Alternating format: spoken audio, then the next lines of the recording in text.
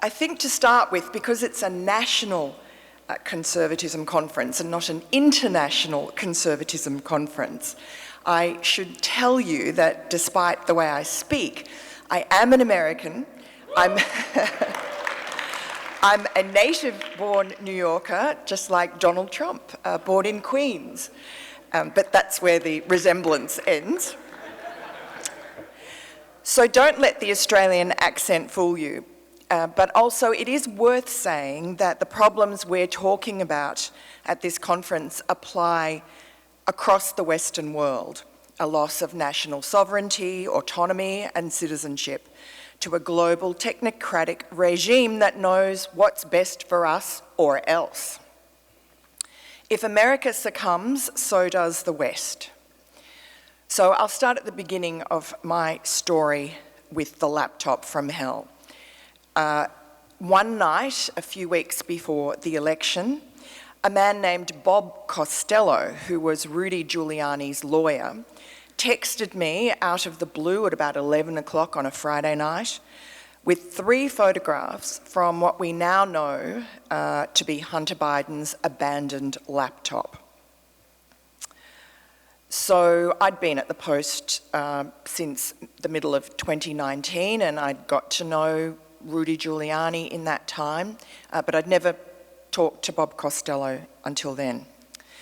So since then, I've spent probably a lot more time than is healthy delving into the world of the president's junkie son for various stories for the New York Post, and eventually this book, Laptop from Hell, which, dare I say, is out at the end of this month. So apologies for the shameless plug. But the laptop itself is important for 2 reasons. Not for the homemade porn or the crack-smoking exploits of the man that the president says is the smartest man he knows. It is important, of course, because of the evidence that it contains that Joe Biden was up to his neck in his family's peddling influence overseas with China's President Xi Jinping, with Vladimir Putin, and various of the sort of oligarchs and princelings in their inner sanctum at the time that he was vice president, and it shows that Joe Biden brazenly and repeatedly lied about his knowledge and involvement in this scheme. But the laptop is also important because of what I am talking about today, and that is the might and reach of a censorship regime that unsheathed its claws and showed its face the day that the New York Post published the first of a series of stories from the laptop, which was damaging to one of the 2 presidential candidates less than 3 weeks before the election. So big tech, as is the name that we've given to this oligopoly of global corporations that dominate the information technology industry, colluded with corporate media and also the sort of deep state partisans in the intelligence community to censor our stories. They felt entitled, right before an election, to censor the 4th largest newspaper in America, our oldest continually published daily newspaper, founded by none other than Alexander Hamilton. So we saw then just what the censorship regime was willing to do to maintain its power, right out in the open. And there was very little outcry about this assault on the free press. And that was because the goal was to get rid of Donald Trump. Any method was acceptable because every civilized person knew that he was just beyond the pale. As Chinese professor Di Dengzheng, an intimate of President Xi Jinping, said when describing Beijing's allies in America, Wall Street couldn't fix Trump. The elites of corporate America, Silicon Valley, entertainment, education, journalism, the military, the bureaucracy, all of them had decided that Trump had to go. It didn't matter that his American first policies, economic policies and so on were working, they were popular, they were good for the American people. That, in fact, was the problem. The populist nationalist movement, which Trump did not create, but which propelled him to power, posed an existential threat to the regime and still does. Hence the Patriot Purge, as Tucker Carlson calls it in his new documentary, the lies and exaggeration about the January 6th Capitol riot as the worst terrorist event ever, if you listen to President Biden, ever to afflict this country, worse even than 9/11. Therefore, it's not too much of an exaggeration to say that anyone who doesn't vote Democrat these days is suspected of being a domestic terrorist or a white supremacist, or and. In any case, at this point, Trump had to go. It had been decided by hook or by crook, and so before the election, all the message making in this country was tilted in Joe Biden's favour. He might have been crooked, cognitively crumbling and not to be trusted in front of a hot mic, but the Biden campaign's central strategy was to pit his character against Trump's, which admittedly a task was made easier by Donald Trump's own loose talk and incessant tweeting. But Joe Biden was Mr. Empathy, Mr. Unity, and he was going to restore the soul of America. He said over and over again, compare my record of integrity and honesty to his. And it worked. In the last 2 months before the election, from mid-September to the end of October, Joe Biden's poll ratings on honesty and trustworthiness soared, particularly among independents. Independents, by the end of October, by mid-September, there were 27% of independents who regarded Joe Biden as honest and trustworthy. By the end of October, that number had risen to 44%, an increase of 17 percentage points. So they obviously didn't read the New York Post. But with so much riding on the mirage of Joe Biden's saintly character, any new information revealing his darker side would likely have cost the Democrats a very close election. And you can see today how the public realisation of the president's true character since the debacle in Afghanistan has sent his approval ratings sinking like a stone as Let's Go Brandon becomes a sort of shadow national anthem of the disaffected. The censorship regime did not want the American people to know the truth about Joe Biden before the election, and the laptop contained the truth. So the New York Post's first story, it was October 14, 2020, it was on the front page, headlined, Biden's Secret Emails, and it revealed a bombshell 2015 email that showed that Joe Biden, when he was Vice President, had met in Washington, D.C. with a high-ranking representative of a corrupt Ukrainian energy company, Burisma, which was paying his son Hunter $1 million a year to sit on its board despite his lack of any relevant expertise. That was $83,333 a month, and his fee was cut in half a few weeks after Joe Biden stopped being Vice President. So 8 months after this meeting with basically Hunter's benefactor from Ukraine, Joe Biden flew to Kiev and threatened to withhold $1 billion in US aid unless the Ukrainian government fired its top prosecutor, Viktor Shokin, who at that time was pursuing Burisma and its owner for corruption. Not that you would know that if you read the New York Times and the Washington Post, because they say the opposite, even though contemporaneous reports from Ukraine and elsewhere in Europe at the time showed that Viktor Shokin, the prosecutor, was seizing property that belonged to the owner of Burisma, his Rolls Royces, his houses, his mansions, his plots of land, etc. So this email from the laptop was news in anyone's language. But soon after our story was posted online, social media censored it. Facebook announced it had throttled the story's reach. Twitter locked the Post's account for 2 weeks until a few days before the election. White House Press Secretary at the time, Kayleigh McEnany, had her Twitter account suspended for trying to share the story. It was a chilling exercise of raw political power by an unaccountable big tech. And we published more bombshells that week, detailing, for instance, lucrative deals that Hunter and Joe's brother Jim Biden had struck with China's largest energy company, and there were emails we published showing that 10% was being reserved of the equity for the big guy, which was Joe Biden.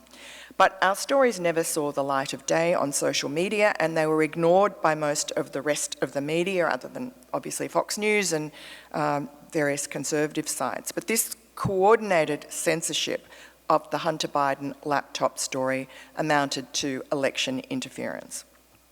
It was a historic moment which rang alarm bells around the world, and at least for a moment or two hardened resolve on Capitol Hill to rein in the power of the social media giants. After the election, Twitter CEO Jack Dorsey admitted that the censorship was a mistake and acknowledged the laptop was not hacked material, as they'd claimed. Facebook never bothered to reveal the results of its supposed fact check, and I know they didn't contact two of the most prominent recipients of Hunter's emails to verify if they were authentic. But the social media suppression had done its job. It had a chilling effect on other media outlets which dismissed the evidence as debunked or hacked or just ignored it. In his morning news meeting, CNN boss Jeff Zucker instructed staff to disparage our scoop according to leaked recordings released by Project Veritas. He dismissed the story as, quote, the Breitbart, New York Post, Fox News rabbit hole of Hunter Biden. We knew it all anyway, nothing new, move along. So CNN just ignored the story. The killer blow, though, came just 5 days after the Post's expose from 50 former senior intelligence officials led by former Obama CIA Director John Brennan and Director of National Intelligence under Obama, James Clapper. And people like Leon Panetta and Michael Hayden signed on as well and should hang their heads in shame. Using the institutional weight of their powerful former roles, they signed a letter which claimed the material on Hunter's laptop has, quote, all the classic earmarks of a Russian information operation, although not one of them, not one of the 50, had asked to see the laptop or seen it. And then they found out across the media to amplify this lie. Clapper told CNN the laptop was textbook Soviet-Russian tradecraft. John Brennan told the Washington Post it was Russian disinformation. Democrat House Chairman Adam Schiff, now #1 on the New York Times bestseller list, used the very handy letter to brand the Post story as a smear straight from the Kremlin. It was a playbook they'd used before and they would keep on using. Hunter Biden was even using that letter months later on his book tour to deflect questions about the laptop. Based as it was on zero evidence, the Brennan letter can only be seen as a partisan political propaganda move designed to disparage the Post's reporting and stop the media from looking deeper into the laptop. It was a lifeline to Joe Biden. It came on the eve of his final debate against then President Trump. And Joe Biden relied entirely on that letter to combat Trump's attacks over his corruption. Trust me and trust these 50 eminent intelligence experts, he said. You know who he is, Biden told the audience, sneering at Trump. You know his character. You know my character. You know my reputation is for honour and telling the truth. The character of the country, he said, is on the ballot. And indeed it was. Opinion polls suggest that if the full story of the Biden family's foreign influence peddling scheme had been allowed to be told before the election, it would have changed votes. Almost 50% of Biden voters polled after the election knew nothing about Hunter's laptop, did not know that he was under investigation from the FBI. This was according to a poll by the Media Research Centre, and almost 10% said they would have voted for Joe Biden if they had, would not have voted for Joe Biden if they had known about the Hunter Biden scandal. So in an election where fewer than 45,000 votes in 3 states decided the outcome, it's not unreasonable, really, to say that suppression of the Post's Hunter Biden's story really was election interference.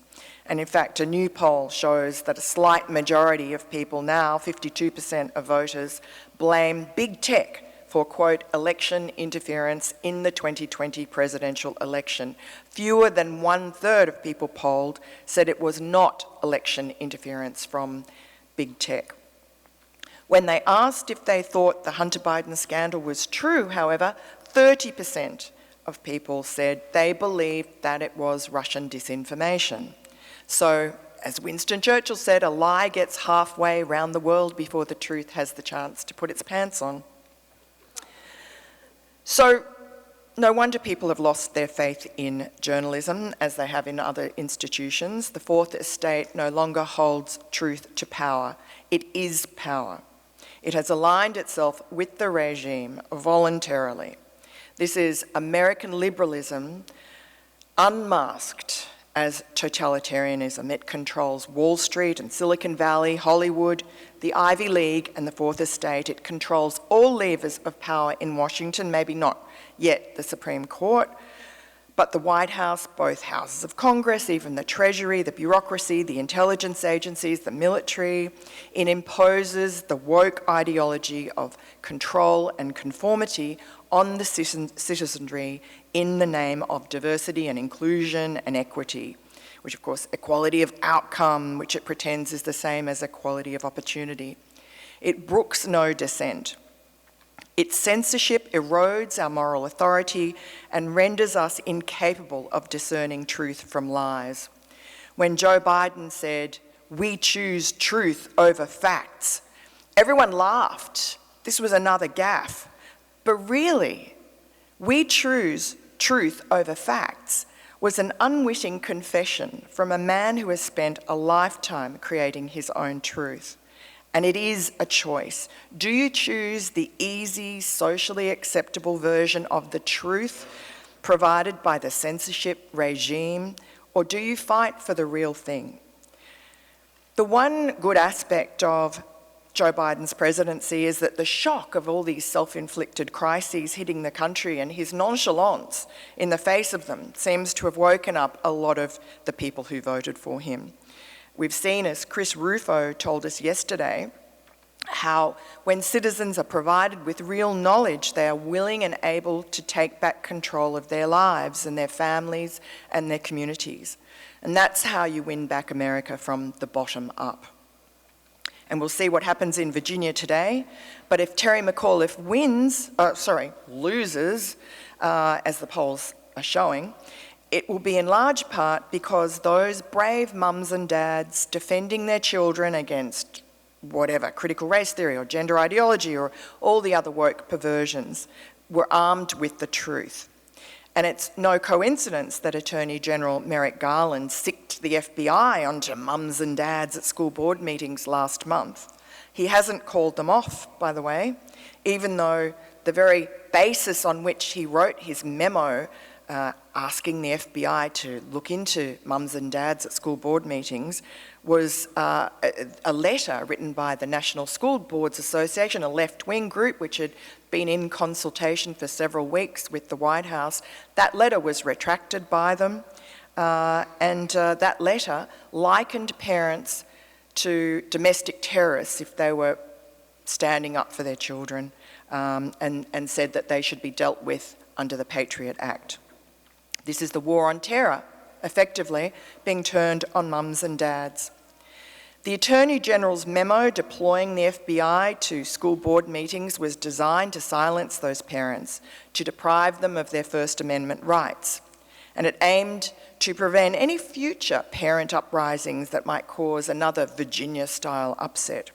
It's shameless, and no one involved in this attack on parents seems particularly perturbed that they've been caught out, in large part because of Chris Rufo, but also excellent journalism from the Daily Wire. But how long will the Daily Wire be tolerated, or the New York Post? The censorship of the New York Post stories about Hunter Biden's laptop isn't just a one-off to be brushed aside. It showed that what the censorship regime is capable of and willing to do is frightening. It knows it is now more powerful than any democratic institution. I mean, Twitter shut down the account of the President of the United States. He was banished from social media. Now, the Trump administration knew that big tech was too powerful and unaccountable to anyone, but it did nothing to check it. We saw a bit of kabuki theatre in Congress when Mark Zuckerberg and Jack Dorsey were brought in and given a stern talking to. And there was talk of treating big tech like the old railroad barons and using antitrust law to break them up. There was talk of using Section 230 to regulate them like other publishers, but nothing happened. So the next time Republicans are in charge, they cannot make the same mistake because pretty soon it will be too late. I mean, who knows, it may already be too late to check the power of big tech. So on that cheery note, I shall end. Thank you.